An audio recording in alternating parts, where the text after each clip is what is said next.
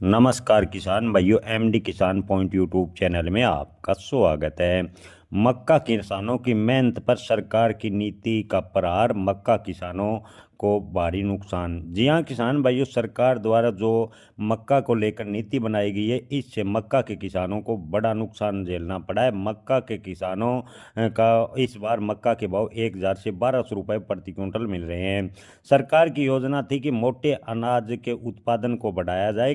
सरकार का किसानों ने साथ दिया, लेकिन सरकार की गलत नीतियों की वजह से मक्का के बाजार इन दिनों काफ़ी दबाव में है।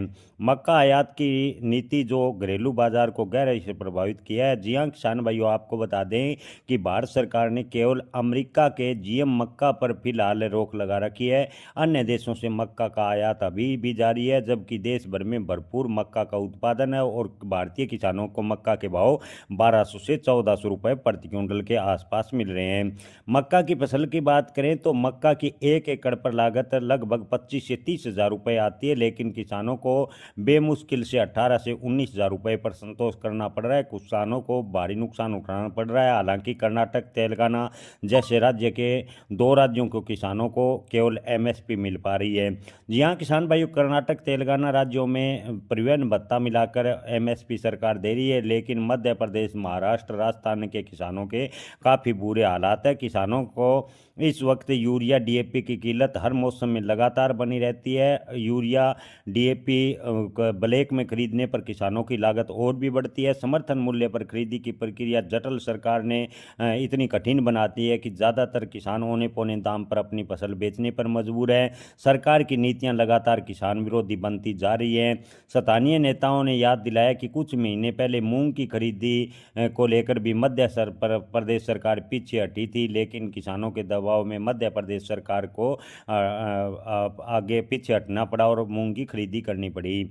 मध्य प्रदेश के किसान संगठनों का कहना है कि यदि ऐसे ही हालात रहे तो आने वाले दिनों में मक्का के भाव की बात करें तो 2000 रुपये से गिरकर अब जो 1000 पर आ गए हैं, मात्र 200 रुपये प्रति क्विंटल भी आ सकते हैं।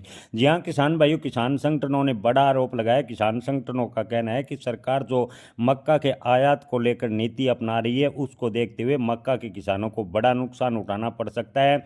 जिला कांग्रेस कमेटी सिवनी में किसानों की समस्याओं को लेकर 10 दिसंबर बुधवार दोपहर 12 बजे से कचहरी चौक पर एक बड़े आंदोलन की किसान संगठनों ने घोषणा की है। जी हाँ किसान भाइयों, आपको बता दें कि खबर आ रही है मध्य प्रदेश से जिला कांग्रेस कमेटी सिवनी के ने किसानों की समस्याओं को लेकर 10 दिसंबर बुधवार दोपहर कचहरी चौक पर बड़े आंदोलन की घोषणा की है। कांग्रेस नेता राजकुमार पप्पू खुराना, पूर्व जिला अध्यक्ष, ने कहा कि देश भर के किसानों को उसकी फसल का उचित दाम में मिलना चाहिए, ये उनका हक है।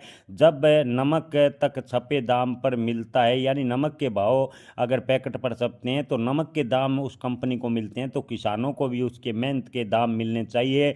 न्यूनतम समर्थन मूल्य की सरकार को गारंटी देनी होगी। सरकार की नैतिक जिम्मेवारी है कि वह किसी भी फसल का न्यूनतम मूल्य किसानों को दे। किसान एमएसपी मांग रहे हैं, जबकि आपको बता दें कि एमएसपी किसानों को नहीं मिल पा रहा। सरकार की जटिल जो शर्तें हैं उसको देखते हुए ज़्यादातर किसान औने पौने दाम पर अपनी फसल बेच रहे हैं।